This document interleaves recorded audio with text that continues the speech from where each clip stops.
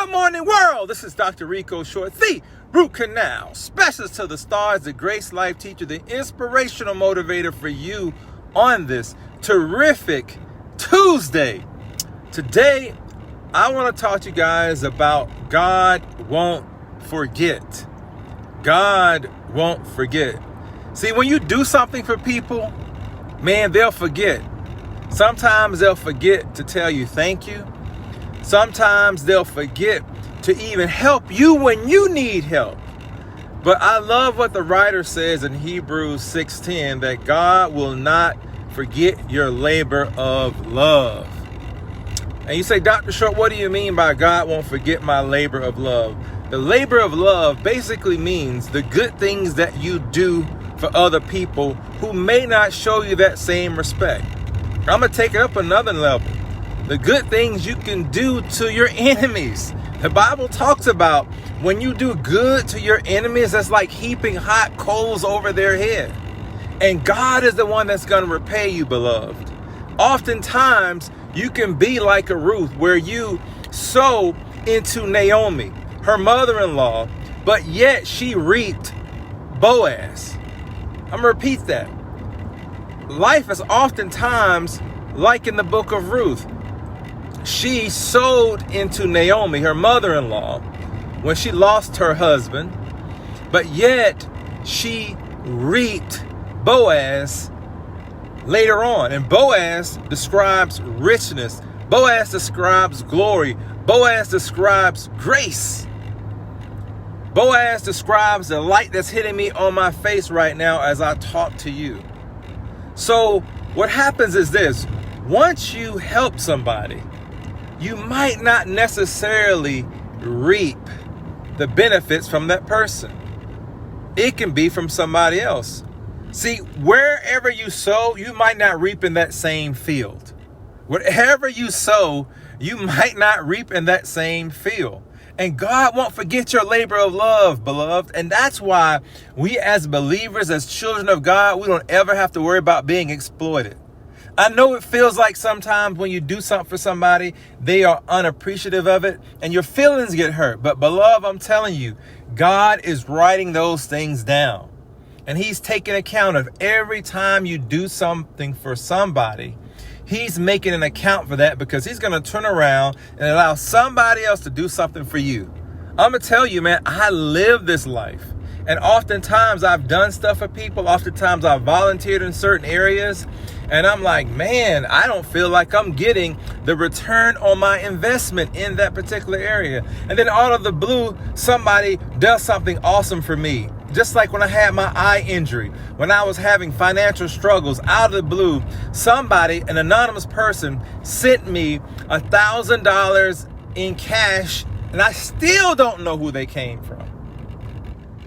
And it's because I believe that when I was doing all the things that I was doing, when I was blessing people, not only just financially, but emotionally, spiritually, and doing the things that I'm doing now, God took account of that. Are you talking about a great accountant that know how to balance books? Man, God is that. God is just, man. God will repay you for everything good that you have done for somebody else. That's why the Bible always talk about doing good. Always doing good, always speaking good, speaking words of encouragement, blessing other people. Even Jesus talked about, when you give something to somebody else, you give it to me. When you go and you visit the sick, you're going and visit me. When you go and you encourage somebody, you are doing it as unto me. That's why Jesus was so profound and about giving and about loving and about shining light in dark places. That's why Jesus had so much patience with those who were the sinners of the days, because that's are the ones who needed his grace and mercy. And he was very impatient with the religious. He was very impatient with the Pharisees. Why? It's because they were like whitewashed tombs. They would tell everybody to do this and do that, and they're not even doing it themselves, and they were exploiting people. But I'm here to tell you, beloved, you and me as children of God, we don't ever have to worry about being exploited. And I'm not saying exploitation won't happen. I'm not saying people won't take advantage of our kindness, but God will repay us. And it won't be the same way that we were exploited. It's going to be in multiplication blessings. It reminds me of the book of Job, when the enemy came and robbed Job of everything he had, from his business to his family, to his children, to his livestock. And Job had to go through the trial of faith. And oftentimes we in life, man, we got to go through the trial of faith, because check this out. It's not how big your faith is. It's not the size of your faith. It's the endurance of your faith. It's how long your faith can last through adversity. When I was going through my eye injury, man, I thought this thing wasn't going to end. I thought I was going to be permanently disabled in one eye. And that 7 months felt like 70 years. And I'm pretty sure Job felt the same way. And I didn't lose everything like Job had, even though it felt like I did. The Bible talks about that Job's situation, when everything was taken from him, his health, his finances, his family. Most of the theologians said that that was only a 6 to 9 month period.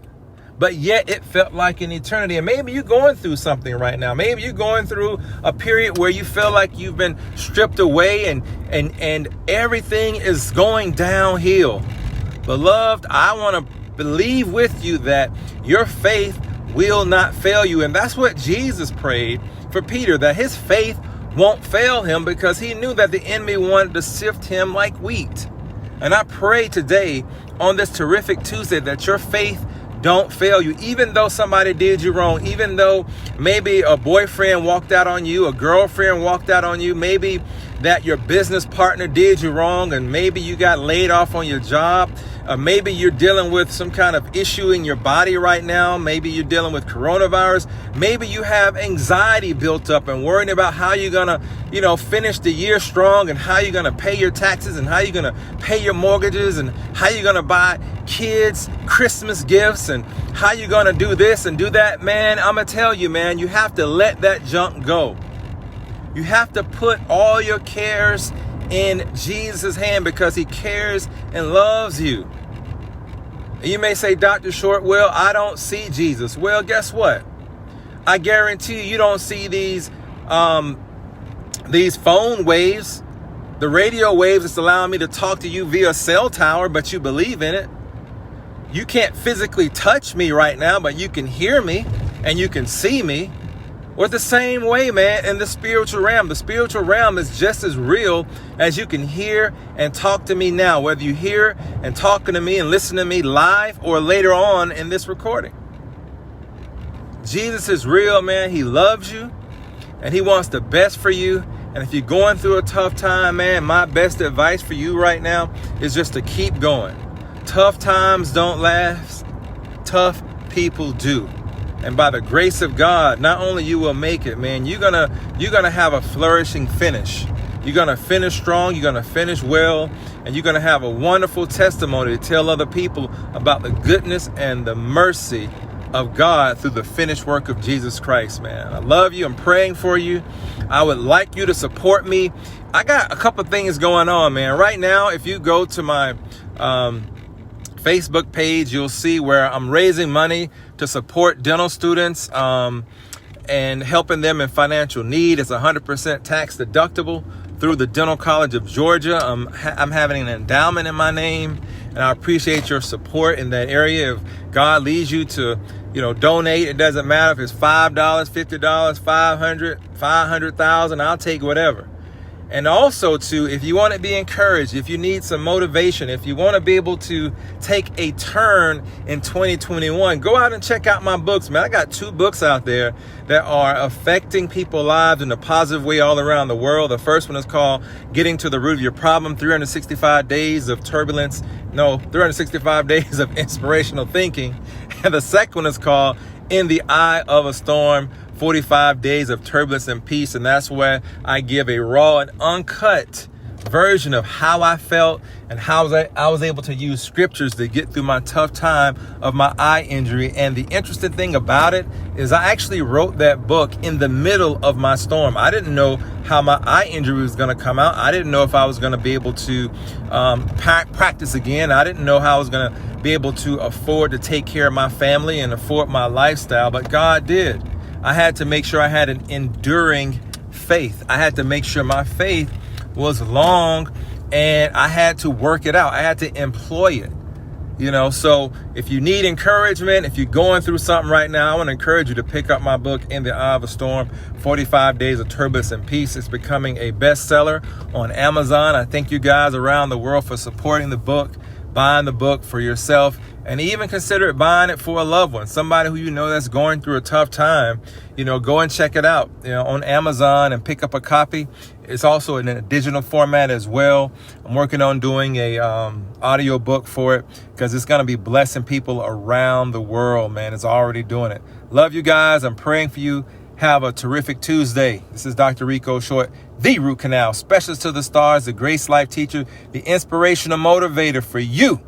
Grace Life. Peace.